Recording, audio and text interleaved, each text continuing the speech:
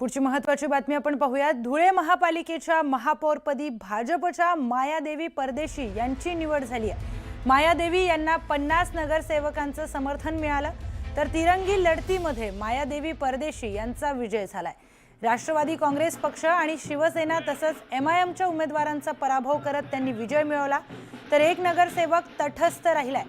राष्ट्रवादी अजित पवार आणि शिंदे गटाच्या महापौर पदाच्या उमेदवार गीता तुषार नवले यांना अवघी 13 मतं मिळाली, तर MIMच्या हसीना बानोश साजिद यांना 10 मतं मिळाली।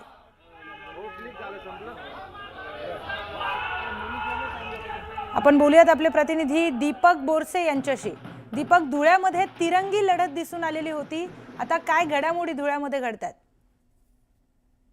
प्रियंका, खरं तर धुळे महानगरपालिकेच्या 74 जागांपैकी तब्बल 50 जागा भारतीय जनता पार्टी सलग दुसऱ्यांदा बहुमतात सत्तेत आलेली आहे आणि त्या ठिकाणी महापौर पदासाठी निवडणूक होती आणि या निवडणुकीमध्ये भाजपाच्या महापौर पदाच्या ज्या उमेदवार आहेत मायादेवी परदेशी यांना भाजपाच्या जे 50 नगरसेवक त्यांनी समर्थन या ठिकाणी दिलेलं आहे आणि या ठिकाणी मायादेवी परदेशी यांची महापौर म्हणून निवड झालेली आहे।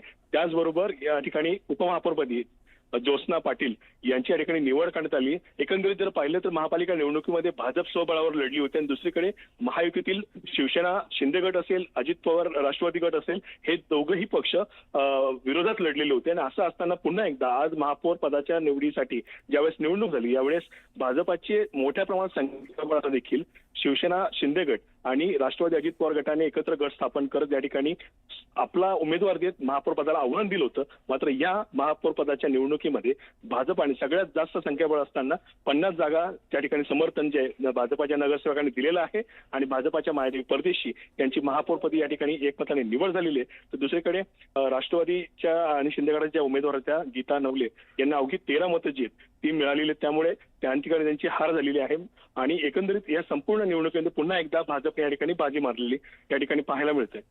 निश्चितच धन्यवाद दिलेल्या सविस्तर माहितीसाठी।